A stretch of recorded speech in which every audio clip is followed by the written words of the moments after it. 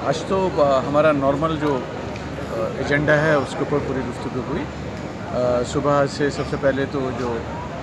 Secretary साहब की बहुत ही डिटेल में रिपोर्ट, क्योंकि हमारा तरीका ये होता है कि जो पिछले इजलास से लेकर आज तक जो कुछ हुआ है उस सेक्रेटरी की रिपोर्ट होती है, तो सेक्रेटरी साहब की पूरी डिटेल में रिपोर्ट हुई। उसके बाद क्योंकि सदर साहब का खुतबा सदारत भी था वो भी पेश हुआ, और इन दोनों के ऊपर फिर बाकायदा डिस्कशन शुरू हुआ, और उसमें बहुत सारी चीज़ें नुकात जो हैं उसके ऊपर मज़ीद वो किया गया, डिटेल दी गई। और अब शाम पर जो है मालियात के ऊपर डिस्कशन हो रहा है, अखराजात के ऊपर डिस्कशन हो रहा है, पूरे अकाउंट्स, क्योंकि हम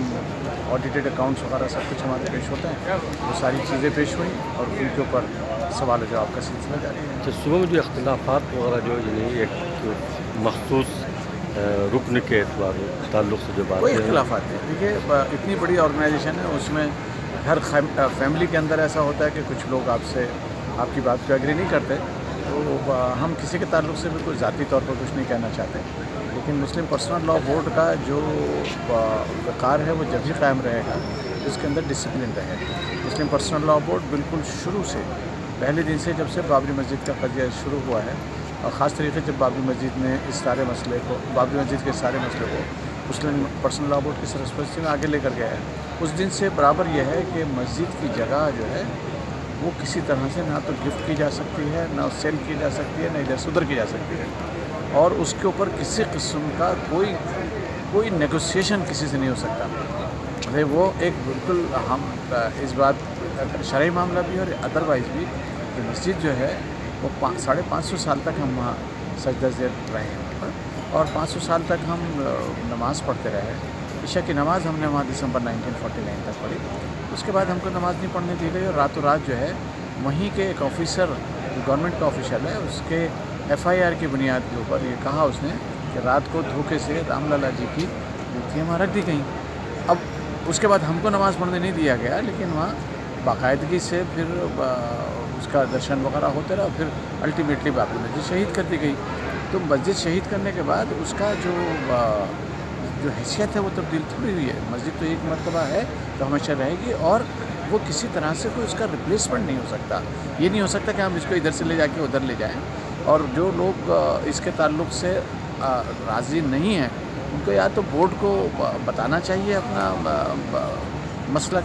और अपना नुक्ता नज़र, और या बोर्ड का जो फ़ैसला हो उसको मंजूर करना चाहिए। अब बोर्ड के अहम अगर कोई रुकन है, और अगर वो बोर्ड की में रहते हुए भी अगर बोर्ड के ख़िलाफ़ स्टेटमेंट देता है, तो इसी को लेकर लोगों में गम और गुस्सा था, लेकिन वो एक फ़र्द वाहिद के ऊपर तो बोर्ड चलता नहीं है। आज आप तमाम देख ही रहे हैं कि बोर्ड अल्हम्दुलिल्लाह उसी अपनी ताबनाकी के हिसाब से और तमाम मसाइल को आगे लेते जाते हैं हम भी कर रहे हैं, इंशाअल्लाह इसको भी आगे तक। आप भी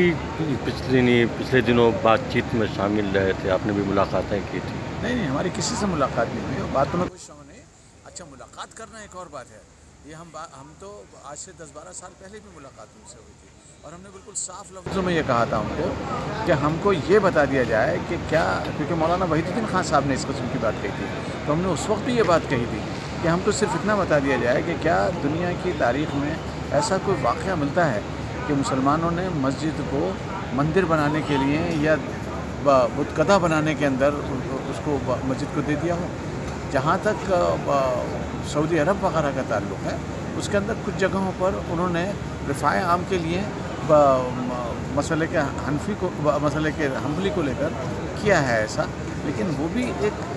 मसले के नापसंदीदा अमल है, उसको पसंदीदा नहीं किया गया है। लेकिन हम जहाँ तक हमारा ताल्लुक़ है, हमारे मुल्क का कानून भी ये कहता है कि वक्फ की प्रॉपर्टी को ना बेचा जा सकता है, ना ट्रांसफ़र किया जा सकता है, ना उसी के साथ में कोई निगोशिएट किया जा सकता है। तो ये एक मसला है, इस मसले के ऊपर कायम रहना चाहिए।